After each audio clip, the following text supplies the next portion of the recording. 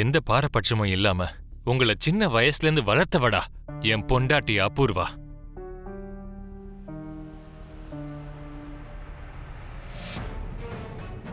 அப்படியாப்பட்ட அவ மேலேயே அபாண்டமா பழிய தூக்கி போட்டு கேவலப்படுத்தலான்னு பாக்குறியா?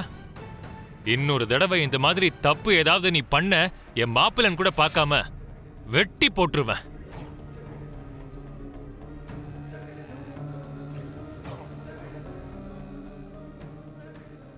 பார்த்து நடந்துக்கோ. அபூர்வா, போலாமா?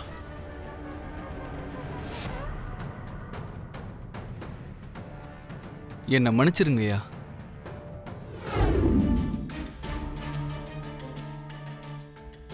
அதோ அங்க பாரு பேபி.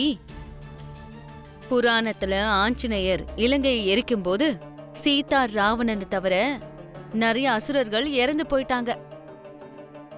இன்னைக்கு இப்ப இந்த ராவண வதத்துல ராவணனோட சேர்த்து சீதாவும் சாக போறது உறுதி. அதுதான் என்னோட பிளான்.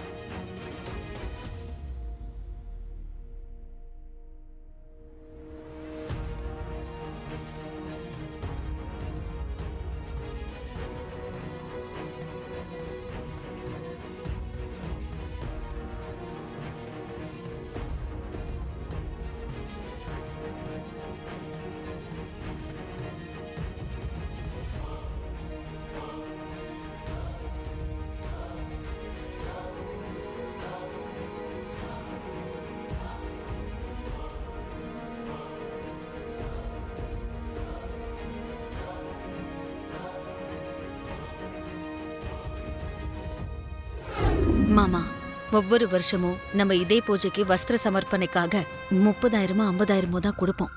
எப்பவாவது தான் 1,00,000 கொடுப்போம். இப்ப கோடியில இறங்க போறீங்களா?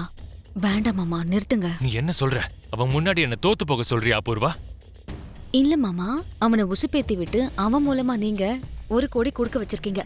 அப்ப யார் ஜெயிச்ச மாதிரி? நீங்க தானே மாமா ஜெயிச்சிருக்கீங்க. அதான் சொல்றேன்.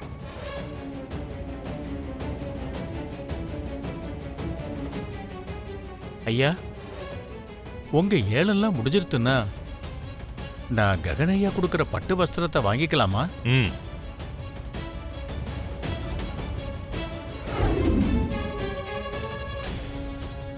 புரோஹிதரே, வாங்கிக்கோங்க 1 கோடி ரூபாய்க்கான செக். எல்லாம் முடிஞ்சதுக்கு அப்புறம் ஐயோ நான் சும்மா தான் சொன்னேன்னு கைய கழுவிட்டு போற ஆளுங்க தான் இவங்க எல்லாம்.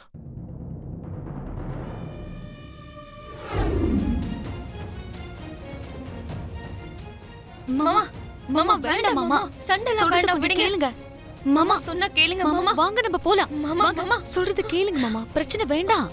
அப்பா, அதான் ஏலெல்லாம் முடிஞ்சிருச்சுல்ல. சாமிக்கு முன்னாடி மாமா தான் 1 கோடி ஏலம் பேசிருக்காரு. ஏலத்துப்படி பார்த்தா மாமா தான் அம்மனுக்கு வஸ்திரத்தை சமர்ப்பிக்கணும். என் அப்பா வாக்கு கொடுத்தா தவற மாட்டாரு. அப்படி இருக்கும்போது இப்போ வார்த்தை தவறது எனக்கே ரொம்ப ஆச்சரியமா இருக்கு. ஏய், அப்பான்னு கூப்பிடாத. என் பொண்ணு செத்து 20 நாள் ஆக போகுது.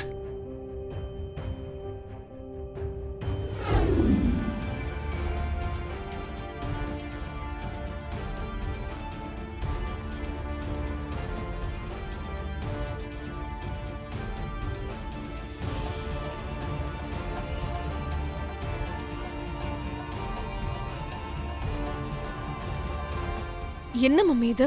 ஏதாவது சிச்சுவேஷன்ல டாடிக்கு கோவம் வந்தா அத நீங்க இன்னும் உசுப்பேத்தி விடுவீங்க. இன்னைக்கு டாடிய தடுக்குறீங்க, என்ன விஷயம்? ஒண்ணும் இல்ல பேபி, பிரச்சனை முத்துச்சுன்னா பூமியை அந்த ககன் கூட்டிட்டு போயிடுவானோன்னு எனக்கு பயமா இருக்கு. அப்படி அவன் கூட்டிட்டு போயிட்டா நம்ம ராவணனை எரிக்கிற பிளான் ஒர்க் அவுட் ஆகாதே. ம். அதனாலதான்.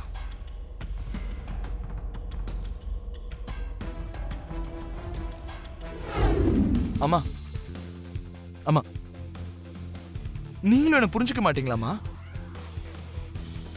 முதல்ல தாலி கட்டுறா. அம்மா நீங்க என்ன வேணாலும் சொல்லுங்க, நீங்க என்ன சொன்னாலும் நான் செய்யறேன். ஆனா நான் கட்டாத தாலிய நான் கட்டேன்னு மட்டும் சொல்ல மாட்டேமா. அம்மா நான் அந்த தாலியை கட்டலன்னு என் மனசாட்சி சொல்லிக்கிட்டே இருக்குமா. என் மனசாட்சி ஒத்துக்காத நான் என்னைக்கும் பண்ண மாட்டேன்னு உங்களுக்கு தெரியும்லம்மா. அதுதான் நீங்க எனக்கு கத்து கொடுத்துருக்கீங்க. நீ சொல்றது கரெக்ட் தான்டா. நான் எப்பவும் அப்படி சொல்லி கொடுக்கல. வயசு பொண்ணு நீ தாலி கட்டியிருக்கன்னு வந்து சொல்ற. ஆமா.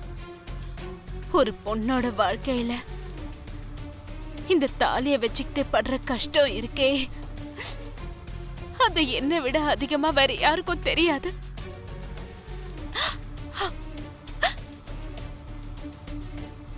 தசரதர் சொன்ன வார்த்தைய ராமர் மீறினது இல்ல. அதே மாதிரி இந்த சாரதா வார்த்தைய என் புள்ள ககன் மீற மாட்டான்னு எல்லாருக்கும் தெரியணும்னா நீ என் வார்த்தையை மீறக்கூடாது. என்னோட மனசு சந்தோஷத்துக்காக உன் வாழ்க்கை முழுக்க நிறைய விஷயங்களை பண்ணிருக்க. இப்ப நான் என் புள்ள சந்தோஷமா இருக்கணும்ன்றதுக்காக உன்கிட்ட நான் கெஞ்சி கேட்டுக்கிறேன், தாலி கட்டுடா. ஏன் சொல்றேன்னா தசரதர் சொன்ன வார்த்தைய ராமர் மீறினதில்ல.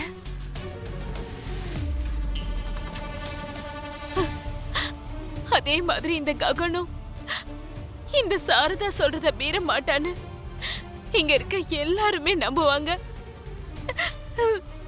நம்புவாங்க ககன். எல்லாரோட நம்பிக்கையோடவும் உன் வாழ்க்கை நல்லா இருக்கணும்ன்ற ஆசையோட தான் உன்கிட்ட கேக்குறேன், இந்த தாலியை கட்டுடா. இது வரைக்கும் நான் உன்கிட்ட எதுவுமே கேட்டதில்ல. இந்த தாயோட ஆசையை நிறைவேற்ற மாட்டியா? நிறைவேற்ற மாட்டியா ககன்?